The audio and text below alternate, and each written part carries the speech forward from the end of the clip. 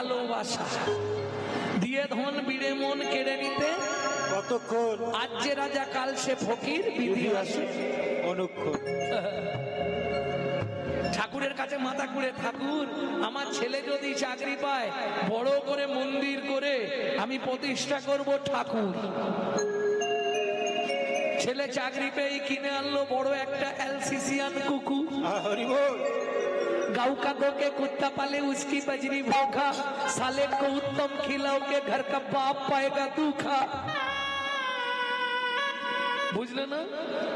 গরু দুধ দেয় বাটে কার জন্যে? বাছুরের জন্যে, বাছুরকে খেতে দেয়। গাঁও কা দো কে কুত্তা পালে, গরুর দুধ নিয়ে বাড়ির এলসিসিয়ান কুকুরকে খাওয়ায়, उसकी बजरी भोखा। শালে কো উত্তম খিলাওকে, বাবা 3 মাস বিছানায় পড়ে আছে, ও বেচু কি একটা রুই মাছ ধন না, মাথাটা খাবো। পুরো মাথা খাচ্ছে। বেচুর সময় নেই, কিছু মনে করবেন না।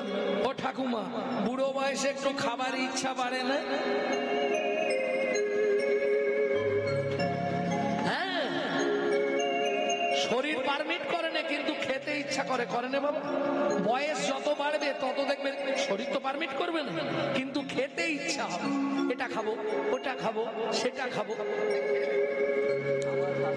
লালস্য উদ্বেগ জগজাক্ষিণতাং জড়ি মাঙ্গতা বৈরাগ্য ব্যাধিরস্য উন্মাদ মোহ মৃত্যুন্দ সন্দসা। প্রত্যেকের জীবনে 10টা দশা আসবেই, এটা বুঝে নিতে হবে। বেজোর সময় হচ্ছে না, পৌষ মাসের কনকনে ঠান্ডা, রাত্রি 10টার সময় বড় কুটুম এসছে। বড় কুটুম মানে বোঝেন তো কে? হ্যাঁ, শালা। কে বললে? তুমি কটা শালাকে চেনো? হাতিশালা, কামারশালা, নাটশালা, পাঠশালা, হাটশালা, গোশালা, রান্নাশালা, সব বানানি কিন্তু এক। এই যে কটা বললাম এর সব বানান কিন্তু এক। তালবস ছয়াকার, লয়াকার। এর বাইরে দুটো শালা আছে, চেনো? দন্তের ছয়াকার লয়াকার শালা, মধ্যাহ্ন ছয়াকার লয়াকার শালা। চেনো না? তাহলে আর কি হবে, পরে শুনে নেবে, ইউটিউবে আছে। আজকে অনেকগুলো ক্যামেরা তো ভাইরাল হয়ে যাবে মালটা, নাকি? থাক, পরে শুনে নেবে তোমরা। চেনো? বলবো, বলে দেবো? বলে দিলে আমার লস, এদের লাভ। এরা এখন শালাটাকেই ফাঁপিয়ে ছেড়ে দেবে। এ শালা দুটো কোন শালা ভালো করে বুঝে নাও। মধ্যাহ্ন ছয়াকার লয়াকার শালা, দন্তের ছয়াকার লয়াকার শালা। দন্তের ছয়াকার সা মানে দেহ, লা মানে আল্লাদিনী শক্তি শ্রীমতী রাধা ঠাকুরানী। যার দেহে রাধার কৃপা হয়েছে সে এক শালা। আর একটা শালা আছে গোপনে, কেউ রাগ করবে না তো? ওরা গোপনে কাজ সারে। তারা কারা? ওরে মালা জপে শালায়ার করে জপে ভাই, মালা জপে শালায়ার করে জপে ভাই, মনে মনে জপে যে তার বলি হারি যায়, মনে মনে জপে যে তার বলি হারি যায়। কি গো, কতদিন পরে আমার ভাইটা এলো, শুকিয়ে গেছে। তুমি একটা মাছ ধরো না গো, ওই পৌষ মাসের কনকনে ঠান্ডা, রাত্রি 8টার সময় জাল নিয়ে চলে গেল পুকুরে। একবারে এই পর্যন্ত জলে নেবে মাছ ধরে নে, রান্না করে শালা বাবু সেবা হচ্ছে। চব্বচস্যলেন ঝোপিও কেন? আসতে। শালাকে আদর করলে কে খুশি হয়? বউ। হ্যাঁ, একবারে গাল ভর্তি হয়ে বেরোবে বউ। শালাকে আদর করলে বউ খুশি হয়। এটা কে কাকে বলছে ভালো করে শুনে নিন। সনাতন গোস্বামীকে মহাপ্রভু বলেছিলেন, সনাতন কি বৈষ্ণব দেখলে শালার মতো আদর করবি। কি বলছো প্রভু? হ্যাঁ, শালাকে আদর করলে কে খুশি হয়? বউ খুশি হয়। আর বৈষ্ণবকে আদর করলে আমার গোবিন্দ খুশি হয়। বুঝে নেওয়া গেল? ছেলে সময় হচ্ছে না কিন্তু শালার সেবা হবে। गाँव का तो के कुत्ता पाले उसकी बजरी भोका साले को उत्तम खिलाओ के घर का बाप पाएगा दूध তবে এখন তো সুবিধা হয়ে গেছে কি একটা করে ছেলে একটা করে মেয়ে বাবা মা ছেলে মেয়ে ব্যাস কোনো চিন্তা নেই কজনের সংসার চারজন বাবা মা একটা ছেলে একটা মেয়ে মেয়ের বিয়ে দিয়ে দিল ছেলের বিয়ে দিয়ে দিল কজন রইল দুজন রইল কোন স্কুলে পড়েছো ফকিরচাঁদ কলেজ আরে চারজনই আছে ছেলের বিয়ে দিলে বাড়ছে মেয়ের বিয়ে দিলে কমছে মাইনাস প্লাস জানতে তাই শোনো বাড়ির গিন্নি মারা গেল একটা নাতনি হলো কজন থাকছে সেই চারজন গিন্নি কর্তাকে বলছে দেখো বোচার বাবাকে বোচা ওই বৃদ্ধাশ্রমে দিয়ে এসছে আমাদের বাপটাকে দিয়ে আসতে পারছো নি পুরো মানুষ একা বসে থাকে বিড় বিড় বিড় বিড় করে ছেলে সকালবেলায় বাবার ঘরে ঢুকেছে বাবা কি তোমাকে একটা কথা বলার ছিল বাবা বলছে খোকা আমি জানি কাল বৌমা তোকে বলছিল আমি শুনে নিয়েছি ব্যাগ গুছিয়ে রেখেছি কখন নিয়ে যাবি তাই বল ছেলে বলছে তাহলে চলো দিয়ে আসি এটা মেয়েদের অনুরোধে বলতে হচ্ছে আমাকে এই যে কাগজ দিকে লিখবেন বৃদ্ধাশ্রমে নিয়ে গিয়ে একই মালিকের দুটো আশ্রম বৃদ্ধাশ্রম অনাথ আশ্রম বৃদ্ধাশ্রমে বাবাকে পৌঁছে দিয়েছে ছেলে বাবা সাবধানে থেকো হ্যাঁ বাবা তবে জানিস খোকা কি আমার বৌমার মতো বৌমা পৃথিবীতে যেন কারো না হয় কেন বাবা তোমার বৌমা খারাপ না না কে বলবে খারাপ সে আমার কষ্টটা বুঝেছিল একা একা ঘরে বসে থাকি সে চলে যায় স্কুলে তুই চলে যাস অফিসে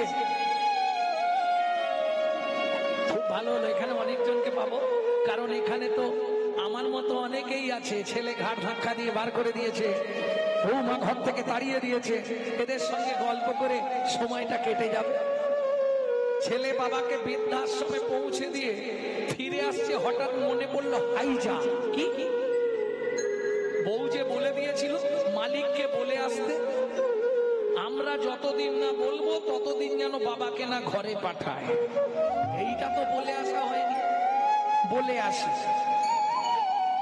দ্বিতীয়বার ঘুরে গিয়ে দেখছে আশ্রমের চেয়ারে মালিকের চেয়ারে তার বাপ বসে আছে আর মালিক পাশে একটা ছোট টুলে বসে আছে ছেলের দেখে চোখ ঘুরে গেছে কি ব্যাপার হলো বলছি আপনাকে একটা কথা বলতে এসেছিলাম বাবা কি তুমি একটু ঘরের ভেতরে যাও তো মালিককে একটা কথা বলে দিয়ে চলে যাও বাবা ঘরে গিয়ে বসেছে মালিককে বলছে যেটা বলতে এসেছিলাম সেটা বলবো তার আগে আপনি আমাকে একটা কথা বলুন তো কি আপনি কি আগে থেকে আমার বাবাকে চিনতেন বলছে খোকা শুনলে তুমি কষ্ট পাবে বাড়ি চলে যাবে না না বলুন না আপনি কি আগে থেকে আমার বাবাকে চিনতেন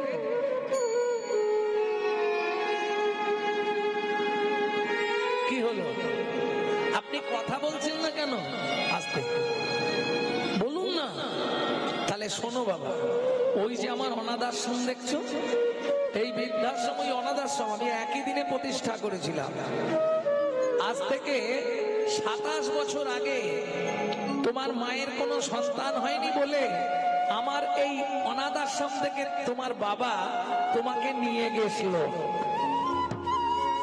কি বলছেন আপনি হ্যাঁ ওই জন্য আমি স্তম্ভিত হয়ে গেছি যে বাবা আমার অনাথ আশ্রম থেকে তোমাকে নিয়ে গিয়ে মানুষ করলো সেই বাবাকে তুমি আমারই বৃদ্ধাশ্রমে রাখার জন্য এসেছো ছেলে অমনি ছুটে গেছে ঘরের মধ্যে বাবা বসে আছে চেয়ারে বাবা কি তুমি বাড়ি ফিরে চলো বউ চলে যায় চলে যাবে তুমি বাড়ি ফিরে চলো বাবা না রে খোকা অঙ্ক আমার মিলে গেছে কি অঙ্ক বাবা একটা গান শুনবি খোকা কি আমি জীবন শেষে এসে দেখি আমার সব ভাবনা ভিত্তি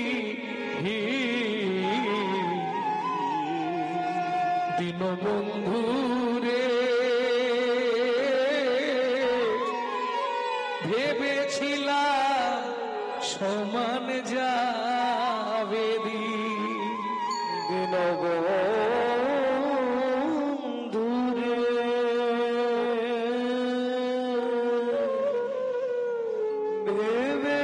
ভেবেছিলাম সমান যাবে পারের ঘাটে এসে দেখি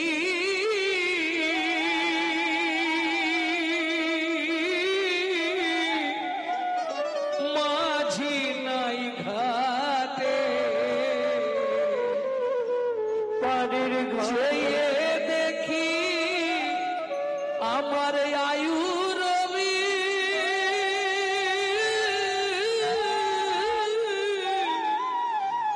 বসেছে পাটে শুধু পরের কথা ভেবে ভেবে নিজের দেহ হলো কি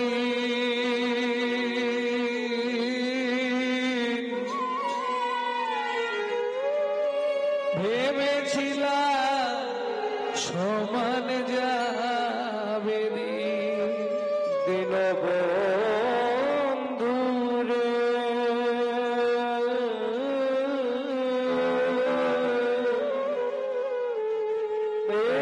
ভেবেছিলাম সমান যাবে ও বাবা বাবা বাড়ি চলো বাবা বাড়ি চলো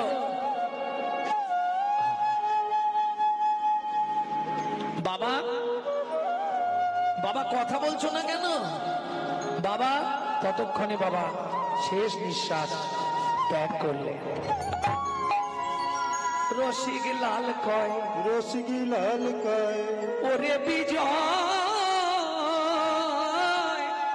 জীবনে তো হলো পরাজয় রসিক লাল কয় ওরে বিজয়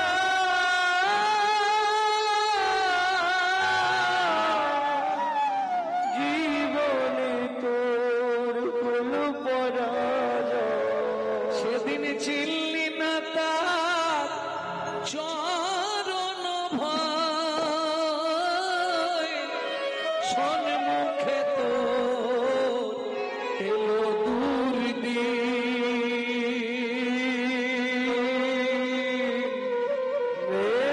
ভেবেছিলাম সমান যাবে দীনবন্ধু রে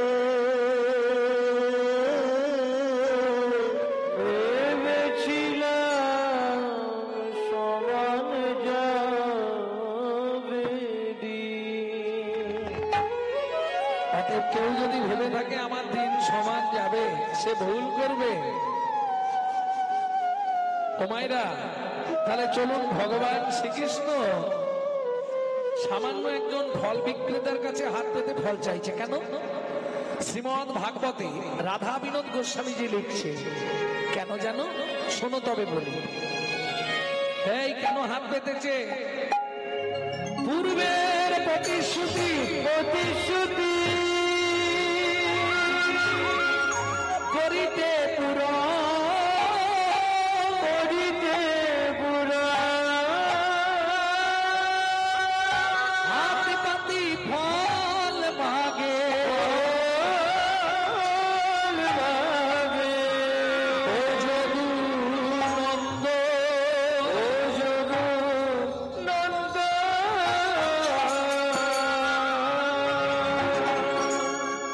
পূর্বের প্রতিশ্রুতি কার প্রতিশ্রুতি চন্দ্রকান্ত নামে আগে ধার্মিক রাজা চন্দ্রকান্ত নামে এক ধার্মিক রাজা চন্দ্রবংশের রাজা প্রজার জীব চন্দ্রবংশের রাজা প্রজার জীব হেমকান্তা স্ত্রী তার দীনবতী হেমকান্ত স্ত্রী তার দীনবতী ত্রিভুবনে তাহার মতো নাই কোন সতী ত্রিভুবনে তাহার মতো নাই কোন সতী হেমকান্তা তোমাকে তোমাকে কদিন ধরে একটা কথা বলবো ভাবছি, বলা হচ্ছে না। বলছি দেখো আমাদের তো ছেলেপুলে নেই, এত সম্পত্তি কে ভোগ করবে? কি করবে? আগামী মাঘী পূর্ণিমা তিথিতে নর্মদা নদীর তীরে আমি করব দানব্রত যজ্ঞ। মন্ত্রী ঢাঁটরা দিয়ে দাও, এ যজ্ঞে যে যা চাইবে তাকে তাই দেয়া হবে। ঢাঁটরা পড়ে গেল। দেখিতে দেখিতে দিন কাটিতে লাগিল, দেখিতে দেখিতে দিন কাটিতে লাগিল, মাঘী পূর্ণিমার দিনে নর্মদা তীরে আইল। মাঘী পূর্ণিমার দিনে নর্মদা তীরে আইল। মন্দিরে সব সাজিয়েছ, অন্ন বস্ত্র সোনা মোহর গাভী পাট্টা পাট্টা দলিল এনেছো, সব আনা হয়ে গেছে। বেশ, যে যা চাইছে তাকে তাই দেওয়া হবে। আহা, মহাদাতা সেজেছে রাজা, বুঝে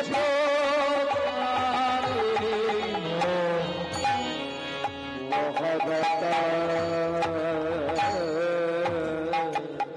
সেজেছে রাজ, বুঝে প্রজারে গো। মহাদাতা সেজেছে রাজ,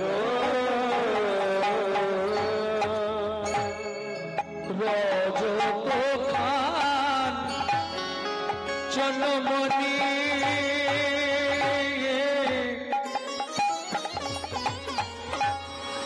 অন্ন বস্ত্র গাভী ভূমি, যে যাহা চায় তারে তা দেয়।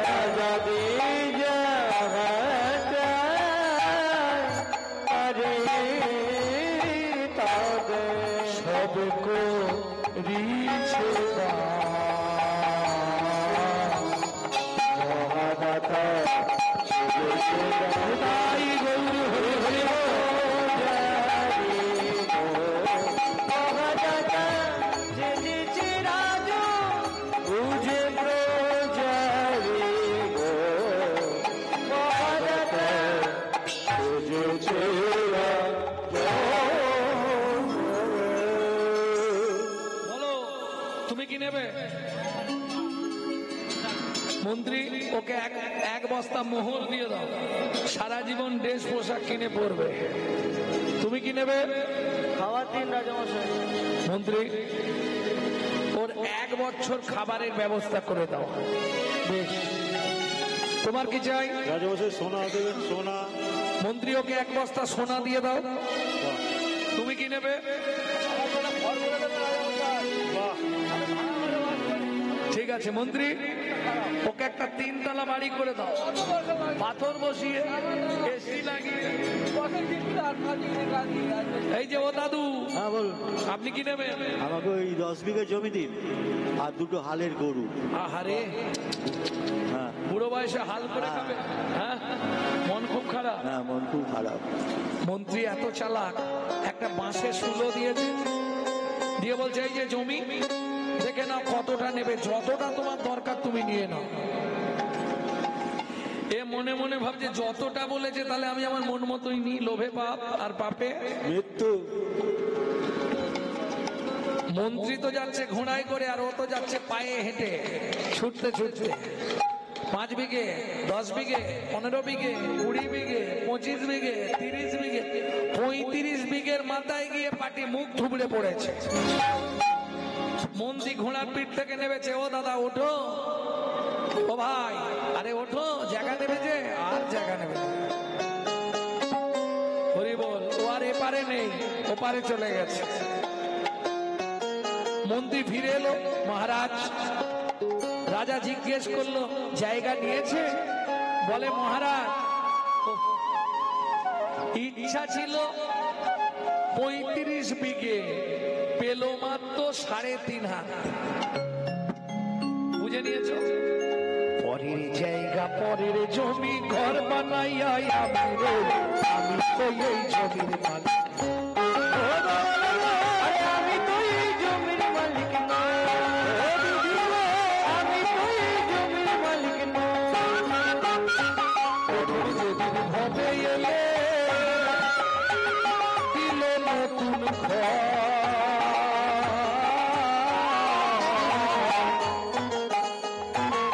তুমি যেদিন গড়িয়ে এলে, তুমি দিলে নতুন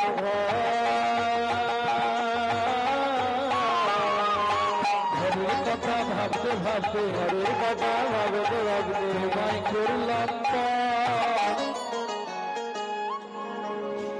ও মায়েরা, তোমার এই ঘরের দরজা কবে খুলেছিল বলতে পারবে? আস্তে আস্তে। একজন ব্যক্তি যদি বলতে পারেন আমি কীর্তন ছেড়ে দিয়ে তার বাড়ি সারা জীবন ছাড় দেব, আপনার ঘরের দরজাটা কবে খুলেছিল? হবে? কেন? মায়ের পেটে থাকাকালীন দরজা খুললে তবে বাচ্চা বাইরে আসার জন্য ছটফট করে, তাহলে খোলার তারিখ বলা যাবে না।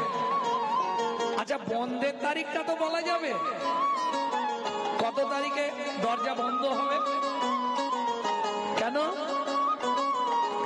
কেন পারবে না? কেন পারবো না জানো? আমার ঘরের চাবি তোমার হাতে, চাবি তোমার হাতে, ঘরের চাবি তোমার হাতে, ঘরের চাবি তোমার হাতে, সে ভালো না ভাবলাম ওই আমি তো এই জমির। আমি তো এই জমির মালিক নই, আমি তো এই জমির মালিক নই। মন্ত্রী তাহলে সবাই দান পেয়ে গেছে, হাতে গঙ্গা জল তুলসী পাতা নিয়ে রাজা চন্দ্রকান্ত প্রতিশ্রুতিবদ্ধ হলে এইবার দানব্রত যজ্ঞ শেষ করব। কি গো, আর কেউ বাকি আছো? আমি আছি গো,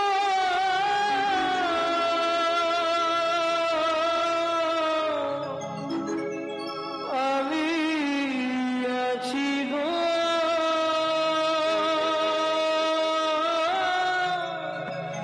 আমি এখন বাকি আছি, বাকি আছি। কোথায় তুমি? তোমাকে তো দেখতে পাচ্ছি না। আসছি মহারাজ। হেন কালে নারদ ঋষি দাঁড়ালো সম্মুখে আসি, হেন কালে নারদ ঋষি দাঁড়ালো সম্মুখে আসি। রোগ ধরে গেছে, ওটা ছোঁয়াচে রোগ, ও একজনকে ধরলে গোটা আসর উল্টে দেবে। হেন কালে নারদ ঋষি দাঁড়ালো সম্মুখে আসি, হেন কালে নারদ ঋষি দাঁড়ালো সম্মুখে আসি। কহিলেন মধুর বচন, কহিলেন মধুর বচন, আমি এখনো বাকি আছি, আমি এখনো বাকি আছি, রাজা আমি এখনো বাকি আছি, আমি এখনো বাকি আছি। আমায় দান করো রাজা, আমি এখনো বাকি আছি, আমায় দান করো রাজা, দান গ্রহণের অভিলাষী, আমায় দান করো রাজা, দান করে অভিলাষী, আমায় দান করো রাজা, আমি এখনো বাকি আছি, আমি এখনো বাকি আছি। নারদকে দেখেই রাজা চন্দ্রকান্ত ক্রোধে অগ্নি প্রজ্বলিত। কেন?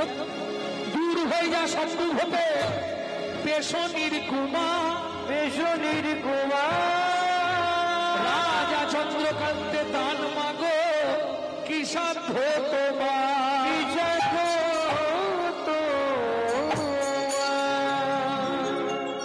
মন্ত্রী মহারাজ, যার জন্মকর্মের ঠিক ঠিকানা নাই, দাসীর পুত্র পেশনির কুমার, তাকে রাজা চন্দ্রকান্ত দান দেয় না, ওকে বেরিয়ে যেতে বলো। শুনুন মহারাজ, আপনার মন্ত্রী ঢাকরা দিয়েছিল বলে আমি এসেছি, আপনি দেবেন না দেবেন বলে দিন, আমি চলে যাব। তুমি তুমি রাজা চন্দ্রকান্তের মুখের সামনে দাঁড়িয়ে কথা বলো মন্ত্রী, একে ঘাড় ধাক্কা দিয়ে বার করে দাও। শুনুন মহারাজ, সকাল থেকে এখন পর্যন্ত যা দান করেছে সেই দান আপনার পাপে পরিণত হলো। একটা কথা মাথায় রাখুন, আমি বলে যাচ্ছি, যে চণ্ডালের মতো ব্যবহার আপনি আমার সঙ্গে করলেন, আগত জন্মে আপনাকে চণ্ডালের ঘরে জন্মাতে হবে। ভক্তমণ্ডলী, ভক্তিমতী মায়েরা, নারী পারে বাঁচাতে রাজা চন্দ্রকান্তের স্ত্রী হেমকান্তা দেবী ছুটতে ছুটতে এসে নারদ মুনির চরণে আছাড় খেয়ে পড়ল। ওগো মুনি গো,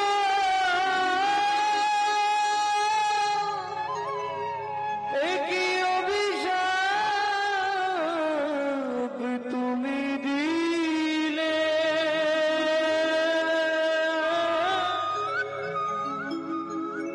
ক্ষমা করো, না জেনে না বুঝে আমার স্বামী তোমারি চরণে অপরাধ করেছে,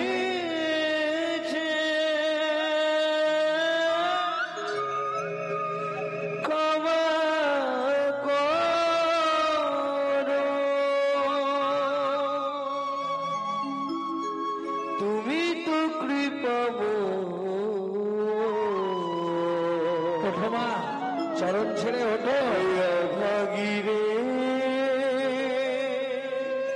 কৃপা করো। মুনিবর, নিষাদ খুলে চণ্ডালের ঘরে জন্ম নেব, তাতে কোনো কষ্ট নেই মুনিবর। কষ্ট আমার জীবনে একটাই, এই জন্মে মা বলার মতো একটা সন্তান আমি কোলে পাইনি। আগত জন্মে এই কৃপা করুন আপনি, আমি যে কোনো কুলে জন্মাবো তাতে কোনো কষ্ট নেই, যেন একটা কৃপা আমার প্রতি হয়। বলো বলো মা, কি পেলে তুমি খুশি হবে? হেমকান্তা দেবী নারদ মুনির চরণ জড়িয়ে ধরে কাঁদতে কাঁদতে বললে, মুনিবর, জীবনে চাওয়া আমার একটাই, একটি সন্তান পাই যেন মুনি, সে তো হরি ভক্ত আমি একটি সন্তান পাই যেন মুনি,